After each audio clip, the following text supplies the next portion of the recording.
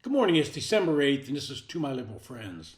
The liberal academia in this country has been able to march to the left for decades, and nobody either paid attention or really cared. It took an act of terrorism by Hamas to wake up the public and allow them to see just how far this brand of liberalism has gone on campuses around the nation. In the aftermath of the October 7 attack by Hamas, demonstrations against Israel and Jews have been rampant on university campuses, and the public is trying to wonder why they occurred and why they're tolerated. They're getting their answers. They're not happy with them. This outburst of anti-Semitism is shocking the public, and the leaders of these universities have certainly not acquitted themselves when asked about what is happening on their campuses. Jews have been a reliable voting bloc for Democrats, and now they see that way too many within the Democratic Party have allowed a latent anti-Semitism to bloom. But they should not be shocked. Liberals share a great responsibility for the anti-Semitic protests on college campuses and in the streets of major cities. They stood by and allowed left-wing ideologues to hijack the education of their children and turn them against anything that did not conform to their ideas. For years, the left-wing academics have denounced any conservative thought and demanded that they be censored and banned from campuses. They were the only ones allowed to speak to our children, and they were the ones who were to shape their minds and viewpoints. Now we have many Democrats who thought of themselves as liberals shaking their heads and questioning that this is happening. These same wounded souls offered no resistance as the Democratic Party tripled down on identity politics in recent years, assigning Americans to specific groups, then pitting them against one another. They stood by as the left falsely trashed America as a hotbed of hatred, white supremacy, and Christian nationalism. Now Jews are also somehow the bad guys. These are the same liberals who routinely adhere to the fear-mongering that's printed in the media. They bought into the Russian theories in the 2016 election and cheered when Donald Trump was compared to Adolf Hitler.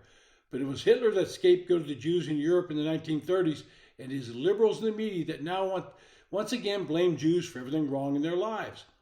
These same liberals cheered the Department of Justice years-long fishing expedition based on Hillary Clinton's slander that Trump stole the 2006 election by colluding with Vladimir Putin. Once that hoax was exposed, they were happy to see Trump become the third president in history to be impeached merely for asking Ukraine's president to look into Biden's family's shady dealings in that country. And we're getting more on that every day. They've supported Democratic prosecutors who have weaponized the criminal justice system by banning bail and the prosecution of criminals. The same liberals shocked at the rise of anti-Semitic rhetoric and behavior stood by when conservative speakers were bullied on campus and cancel culture became a favorite tool of the left to punish dissent. They supported divisive efforts to spin smears into facts by refusing to push back on phony claims about book banning or prohibiting the use of the word gay, by demonizing parents concerned about what their children are taught, and by attributing all disparities between blacks and whites to racism. It is this complete adherence to identity politics that have allowed this new form of anti-Semitism to grow in the minds of so many people.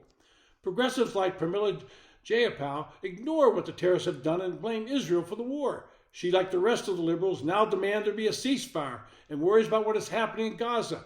But you never hear any of them demand that Hamas stop firing rockets, that Hamas should lay down their arms, that Hamas should not be using hospitals, schools, and civilians as shields for their terrorist activities. None of that comes from their mouths. These same liberals in academia and the Congress refuse to even acknowledge the atrocities committed by Hamas. When asked on CNN about the rape of women, this buffoon, Jayapal, who has been elected to Congress, replied, quote, "I don't know that they did so," end quote. The people in her congressional district should be up in arms and let her know in the most uncertain terms that Hamas did these atrocities, these crimes against humanity, and send her packing next November. Her comments imply that somehow these rapes were either justified or understandable because how the people of Gaza feel about Israel.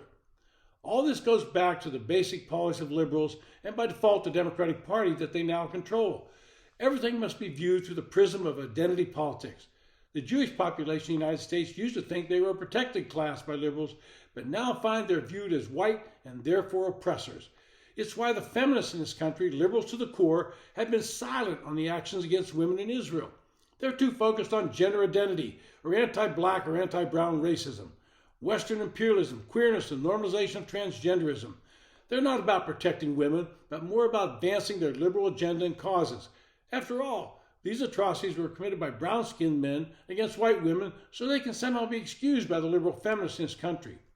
To fully grasp the problem, you need only watch the answers given by the head of MIT, Harvard, and Penn when asked about anti-Semitism on their campuses in a congressional hearing. They hemmed and hawed, and when asked about calls for genocide of Jews in Israel, one had the audacity to say that you would have to put it into context. But not a single one would say it violated the code of conduct at their schools. One said unless some action was taken, simply calling for the elimination of Jews in Israel was not actionable, leading a member of Congress to ask if that meant they had to actually kill Jews. That is what you're sending your children off to higher education to learn. And if you keep doing it, you get what you deserve. This has been To My Liberal Friends. Thanks for listening.